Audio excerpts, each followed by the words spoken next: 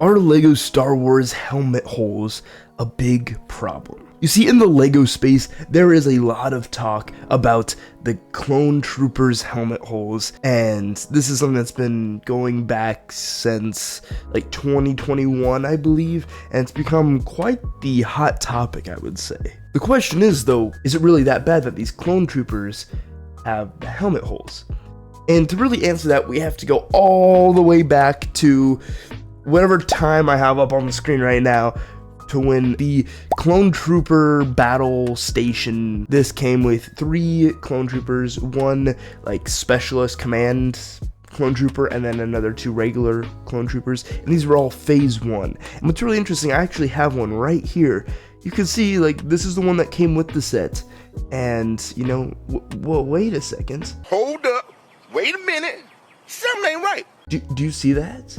That is a helmet hole right there. But what's strange is nobody cares that there's helmet holes on these. And in fact, people like that there's helmet holes on these because, you know, you can put the accessories in there. And there's really no debate over whether the Phase 1 Clone Troopers should have helmet holes or not. People just think it's universally, like, not bad from what I've seen, and I'd have to agree with that. And then moving to 2020, we had the 501st Battle Pack here, which came with the classic 501st Trooper. People love this. You see no helmet holes there. It's an awesome little figure representing one of the coolest legions of Clone Troopers, probably most people's favorite. And, you know, I believe also that same year, or maybe 2021, they also released the same thing, but for Ahsoka's Trooper. And this figure was, like, I remember this Trooper was hot when it came out. Right before it retired, people were like, oh, you gotta, like, stockpile, like, buy a whole bunch of these sets, because, you know, it's gonna be the only way to get this Trooper moving forward. But little did they know, a lot would change in the future. Flash forward to, I believe, 2023, when we got the 501st Specialist Battle Pack, which I have one of the Clone Troopers right here. And you see, there's a little antenna there. And you know how there's a little antenna there? Because of the helmet holes. So, you see, this is basically the same figure. Helmets for these are the exact same, except this one has the helmet hole, this one does not. The reason people don't like these helmets is because of the fact the helmet holes, they don't look very good. They kind of make the helmet a bit bulkier, and they make the printing be off for basically all the figures, which is a very, you know, reasonable thing to criticize on. But with that, you're able to put in like the little antenna, visor, whatever it may be, and, you know, awesome. So with these issues here of making the helmet slightly bigger and the print being off-centered, is that everything? Well, not quite. You see, along with that, the helmet hole is in a very peculiar place.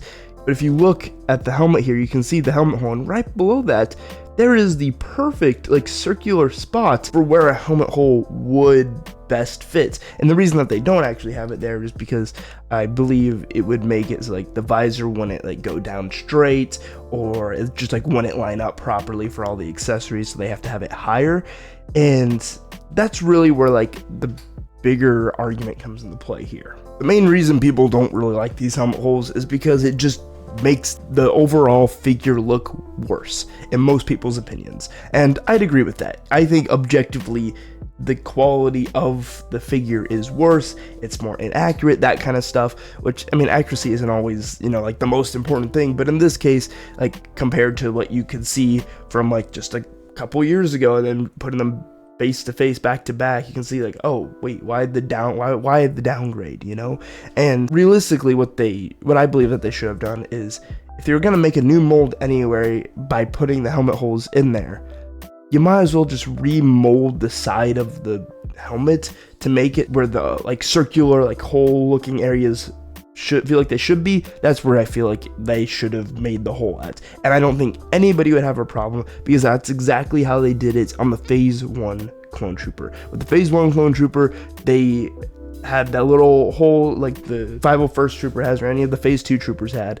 But instead of making a hole right above, like, that circle, they just made it over that circle to make it just fit together, and just way better overall. I think that's how they should have done it with this. Just adjust the helmet mold to make it so that would work, and that way you also wouldn't have such, you know, messed up prints on some helmets and stuff like that. But let's get to like the real question here. We can see, yes, that makes the helmets objectively a little bit worse, but is it worth it? And to that, all I gotta say is I'd say it depends. If you're someone who really doesn't like the helmet holes, yeah, maybe you're not gonna like it. But for someone like me who doesn't really care that much and enjoys the figure and gets to have like cool accessories go on them, including like the like antenna and the visor, that kind of stuff, I'm personally, I like it better with the helmet holes, because then you're able to add that stuff and it's really not that big of a deal. If you want to get into the things that are like a bigger problem with the figures, let's talk about this figure again, where you can see there's just printed waist capes instead of actual waist capes. And that gets us into some of the bigger issues with like the Lego Clone Troopers. Marvel type of sets, which don't sell as good, people don't really care about as much. I mean, they're still cool, don't get me wrong, like Marvel sets are still cool, but they're just like, they're not as loved as Star Wars sets. They have waist capes. In the like Endgame battle set from like a year ago or so, the Scarlet Witch had a waist cape, and I'm pretty sure in the new Dreams line, they also have waist capes on the characters and like cool like extra accessories and stuff. And it just feels like when it comes to Lego Star Wars, they just skimp out on a lot of like the cool extra things that like really make it like worth the money, you know, like really like decking out the character like with the waist capes and the cloth commas, like that kind of stuff. Like that's another thing, like the commas, at least what I've seen for like the ARC Trooper 5's 25th anniversary figure, I think that figure is really cool, but from what I've seen, the cloth isn't really like that like great. It kind of just like sits flat like this instead of like, you know, rounding over the figure, which I've seen kind of makes it look a little bit off. But you know, there's a lot of issues when it comes to Lego Star Wars overall, and I think the helmet holes are just kind of a product of what Lego Star Wars has been kind of going into, where it's like Lego knows that people will buy Lego Star Wars, period. Therefore, they don't need to spend extra money to make the figures the best that they could be. Their whole thing is only the best is good enough. You know, I'm sure you've seen like M&R talking about this if you're in the Lego space. M&R is a big person who likes to talk and complain about like the helmet holes and stuff. But you know, Lego's like motto is only the best is good enough. And you know, that's the case for basically everything except for Lego Star Wars, because you know, just like like it's okay is good enough, because people are gonna buy it anyway because it's Lego Star Wars. And yes, that's a little bit of a problem in my eyes. I feel like for a company that's making as much money as Lego does, I feel like they should put in the extra time to really like pack the sets and the figures really just with everything that it can have. Like the ARC Trooper 5s, for example, like if they would have given him the really cool looking ARC Trooper helmet from back in the day, where it also had like the better proper helmet hole for like the antenna, I think that would have been awesome. Instead we got the Phase 2 one, which is still really cool. Like I don't want this video to come off like I'm just like hating. Like I know like that's how M&R comes off a lot, and you know, I watch his videos and stuff, but that's something that I have an issue with personally, just like how much he goes on and on about like every like little nitpicky thing, which I mean, that's fine. I'm not hating on him. I'm not hating on Lego or anything. I'm just saying like my thoughts on this.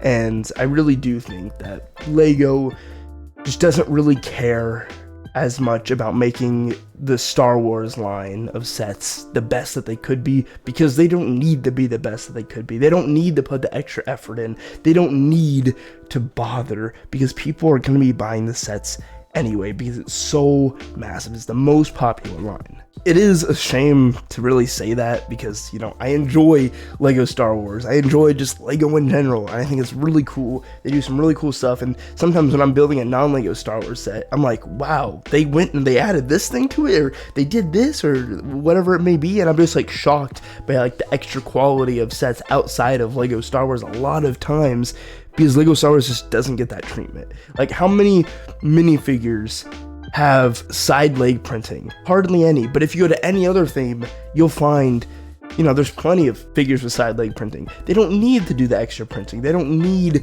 to fix the helmet. They don't need to do any of this stuff because they're rolling in that dough, which is really sad to say, but it's just true.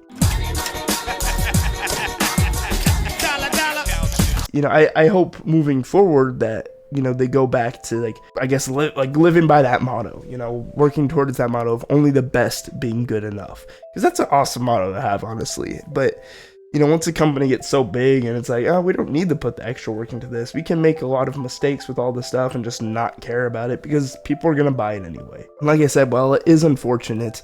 That's just how it is. There are other companies that truly want to make the best product to give to you. And like one thing that I've seen lately, which I think is really cool, is the Fallout McFarlane Toys action figures, or like mini statues. Like they, I believe, it's $60 for like a 3-pack that's like currently sold out.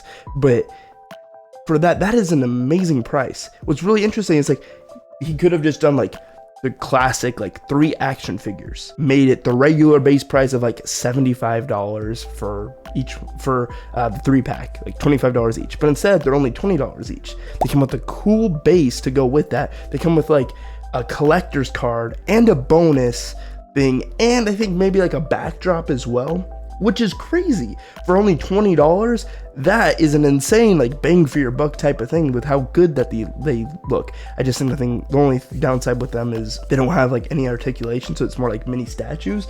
But still, like all the extras that they're adding into that, like from what I've seen, you know, it's like that's something that I'm like, wow, that's just really cool. Like the fact that they're really putting in that much effort and stuff for something that's only gonna be sold for like $20 each. And what's also interesting is they have a 4th figure one, which is the Vault Boy, and that one's only like $18 or $19, so it's like a little bit cheaper. That's like weird in like the action figure space too. And it's just like, I feel like that's a company, at least like with those figures, that really just like want to give you the best bang for your buck, that really care about making the best type of product. Like I saw that, I'm just like blown away with like that price and stuff. But it's just how it is. Companies, once they get really big, they care less. You know, they're more focused on like, oh, how can we make the most money, instead of how can we push this like vision that we have of only the best being good enough, and you know, making the coolest, best stuff. And it's a shame. That's something that's like, you know, if I ever start like a toy company or sell like merch or something like that, I'd want to put like everything into that. Like especially like the prices that Lego's charging, like I would be like, here, I'm gonna put this in and make it like this and just put all this effort into it, make it the coolest it can be, and then release it, especially if it's something that's expensive. That's just me ranting about Lego and my thoughts on it. Is it really that bad that it has helmet holes? Honestly, not really. It's not that big of a deal. I think it's pretty cool that you can add in the accessories, even if those accessories are like 20 years old or something. I think the real problem really lies within just the Lego Star Wars line itself, because they don't have to make it super awesome and the best it can ever be, because of the fact that, well, people are gonna buy it anyway. But that's just how the cookie crumbles, my friend. I don't think it's that big of a deal. You know, if you like it, go get it. I know I do. I'm gonna be buying it. I always wait for sales though. Like I just got a 501st Specialist Battle Pack right here for only $8 at a used like collectible type of store. It's actually a brand new set, but it's just at like the store that sells like pre-owned stuff and like collectibles, that type of thing. To learn more about that, you can check out my previous video. And yeah, with that being said, thank you so much for watching. If you enjoyed the video, scroll down, subscribe right now so you don't miss out on future videos. Thank you again so much for watching, and I'll see you in the next one.